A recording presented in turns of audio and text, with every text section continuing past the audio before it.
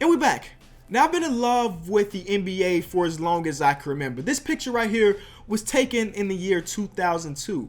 That was my first official basketball league, and I have not took a look back. I've been just NBA since then.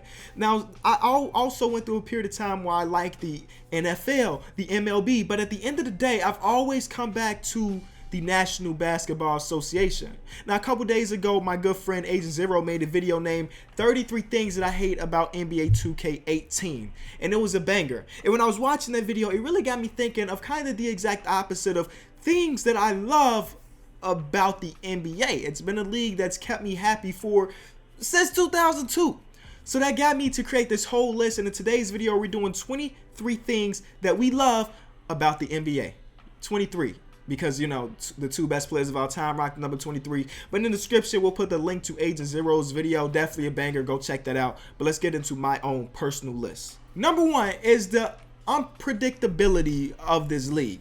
Like, this year specifically has been a great one because we just don't really know what the finals matchup is going to be. Last year, the year before that, even the year before that, we knew that it was going to end up being Warriors versus Cavs. It was just a matter of fact, which team was the better team. Now, this year is wide open for the taking. The Warriors are beat up, and the Western Conference teams that have been successful have been really good. And the Eastern Conference, well, the Cavs don't really look that good outside of LeBron. So the unpredictability of who's going to end up being in the finals and what team is going to win is one reason why I'm just loving basketball right now. Number two, we never get a dull night during the NBA season. We can have one game or 10 games. There's always going to be some type of drama, some type of big time performance. We never get a night where we're just like, the games were eh. And even if the games were eh, something about that game is going to get us talking. And that's why we love it. Number three, it's a game of runs, man. The perfect example is just what happened last night. The OKC Thunder were down by 25 points in an elimination game and fought all the way back to win and keep their season alive. It's not over until the last possible second. So those games that look like blowouts and some people may turn off the TV, I'm still watching. And this is the reason why a player can take over and we got a game. Exactly what happened in Oklahoma last night. Number four, the amazing young talent that is in the league and that has come into the league. Now, again, I've been watching since 2002, so a lot of the guys that I grew up with watching are either retired or getting to that point where they're going to be retired very soon. And I can honestly say the league is in good hands. We got a lot of nice young stars that not only are they good at basketball, but they can be potential role models for the younger guys. Like LeBron has been a role model for people like me or people that had hoop dreams when I was younger, because not only was he an amazing player, but he didn't do anything off the court that was too bad. He's always been a guy to give his knowledge or do charity work and stuff like that. And we got young players in the league that are like that. Number five is that those players that I said that are nearing retirement that I loved and grew up with, they still playing, and some of them are still balling out. We just got 2 games in the playoffs where Dwayne Wade looked really good, looked like a younger Dwayne Wade. We got 1 game from Manu Ginobili in the playoffs. Like, these guys that we grew up with are still out here balling, and I don't expect Dwayne Wade to retire like some people do. I don't expect Manu Ginobili to retire. Like, we got these players that we grew up with that are still balling. Dirk, Vince Carter. They may not be balling on the level they did when they were in their prime, but just seeing them on the court and providing for their team, it really makes me happy. It makes me happy because sometimes I look at the league and I feel like an old head, and I'm only 21. But when I see Dwayne Wade coming out and dropping a 25 piece in the playoffs, I'm like, you know what? I'm not that old, because Wade has still got it. And then you got LeBron, been in the league for 15 years, and he's still the best player in the National Basketball Association. So the guys that we grew up with can still ball out a little bit, and that makes me happy. Number 6 is NBA Twitter. Now, sometimes NBA Twitter can be pretty annoying, but at the end of the day, I love NBA Twitter. And me and you can watch the game at the same time, and you can notice something that I didn't. And NBA Twitter is a place where you can tweet it, you can record it, and get it out to the world. Look at this fan in the stand. Look at this cheap shot underneath the basket. Was it a foul? Was it not? NBA Twitter is unbeatable. Now, also in NBA Twitter, we get these debates and things like that where you kind of get a different mindset about a player or a team or a coach that you didn't really see, but you see somebody else's perspective and that molds what you think too. NBA Twitter is great, man. Shout out to Worldwide Wob, because that guy keeps us up to date on everything. I could be missing the game and I'll just check the Twitter feed to see what's going on. It's like listening to it on the radio. You just reading the tweets. It's perfect. It's perfect. So you never missing the game, even if you ain't watching, because of NBA Twitter. Number 7 is the TNT cast, y'all. These guys they're not gonna go out and give you in-depth analysis about anything that goes on, but they are entertainers at their best. At their best, they are the most entertaining NBA show ever, in my eyes. And I love these guys. When Shaq and Charles Barkley are going at it, Shaq brings up rings. Charles Barkley, well, you can't really argue with Shaq's rings, but it's just so entertaining. And when the TNT cast is together, I'm watching, I'm listening, and it's greatness. Number 8 is players like J.R. Smith, Nick Young, Lance Stevenson, JaVale McGee. They're not necessarily great players. Actually, they're not necessarily even really good players, but they're so fun to watch. You can watch J.R. Smith put up 7 contested threes, and in my mind, I'll be like, you know what?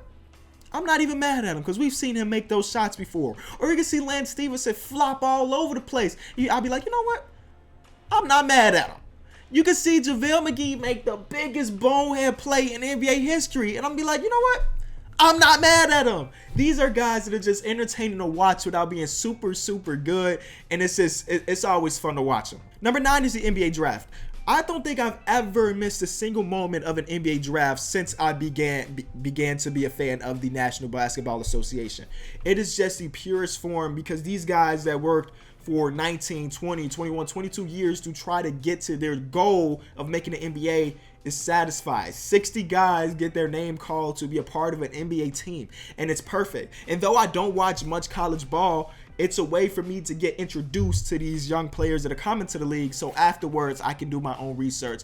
The NBA draft is great, and the way they put it together every year is just great. When they have the highlights and they have the comparisons, it gives you a foot in the door for a person that's not necessarily into college ball. Number 10 is the direction of my team.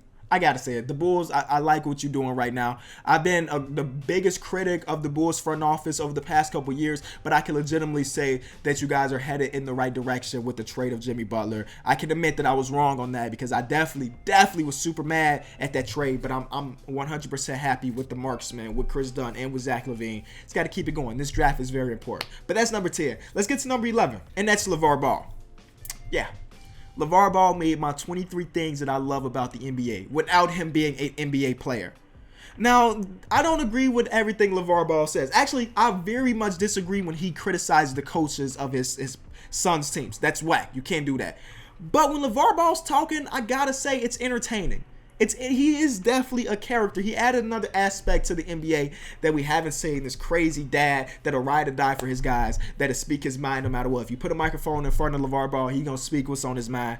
And in a way, I gotta respect his grind, his hustle, open another business, trying to start another basketball association. It's weird, but I gotta say, a year of Lavar Ball was pretty dope. Number 12 is that the fact that a single player can go out and have a big game. We've had guys like Terrence Ross come off the bench and drop 50. Andre Miller, who's never been a scorer, drop 50. We've had Corey Brewer drop a 50 piece. We've had players like Victor Oladipo, who went from being an average player to being an NBA All-Star.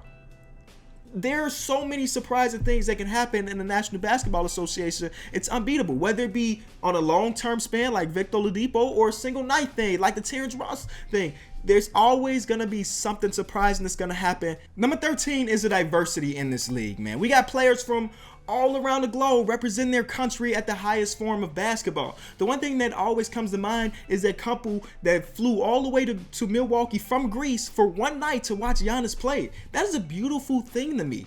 It's just like that, because of we have players from all around the league or all around the world, it makes this a worldwide sport. There are people up in Australia watching NBA playoffs. It's 8 o'clock here, but it's like 11 a.m. there.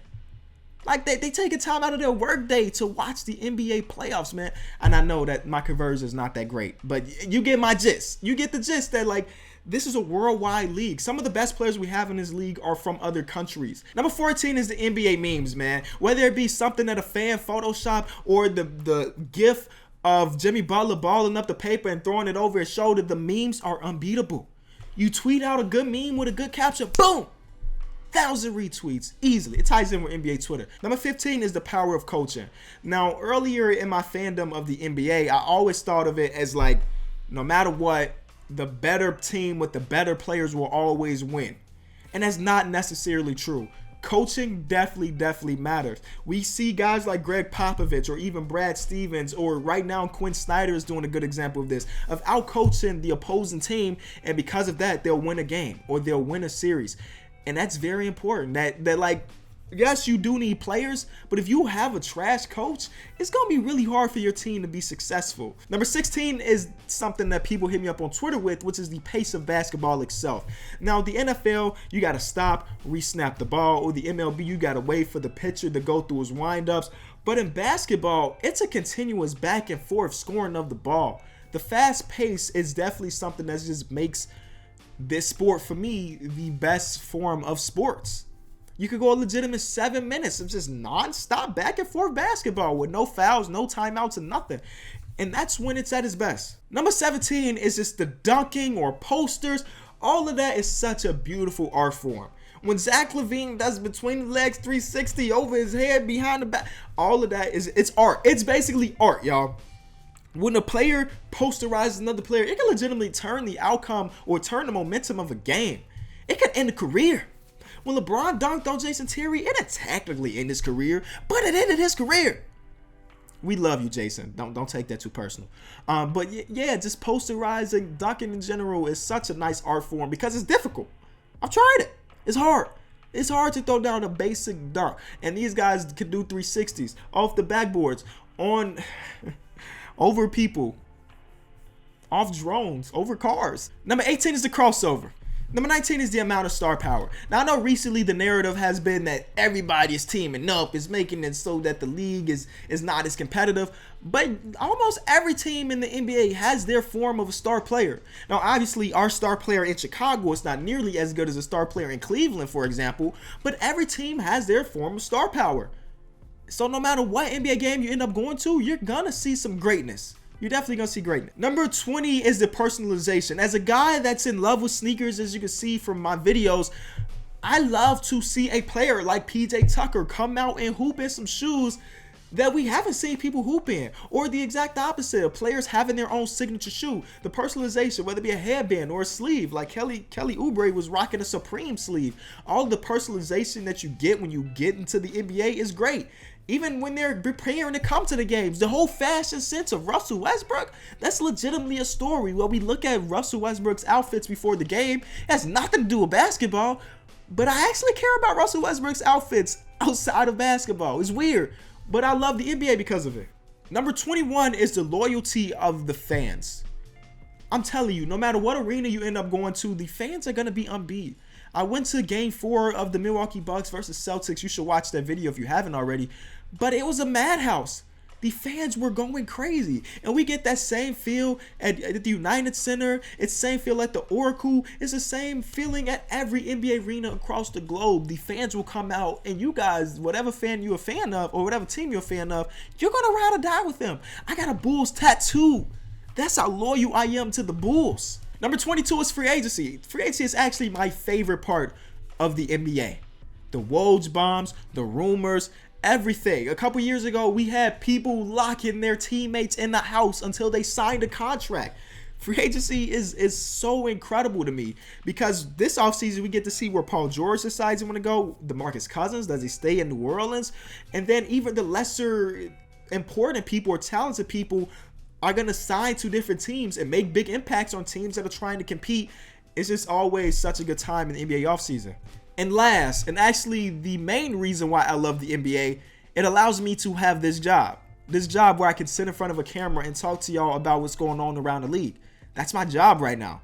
And if it wasn't for the NBA, that wouldn't be my job. So I'm super grateful to what the NBA produces. I'm super grateful to the fans that watch the videos, but if it was no NBA, this is not my job. I don't know where I would be if it wasn't for the NBA or if it wasn't for y'all. So I put that last because for me that is the most important, and I wanted to end off with something that really mattered. So thank y'all so much for watching this video. If you enjoyed it, be sure to leave it a like. Let me know things that you love about the NBA that I did not mention in this video. As you can see, I tried to not keep it specific. Like, yeah, I love watching LeBron, but I didn't want that to take up one of my 23 things. So I tried to keep it pretty vague. I could have went super specific and got like a list of 300 things I love about the NBA. But nonetheless, thank y'all so much for watching. We'll be back. Peace.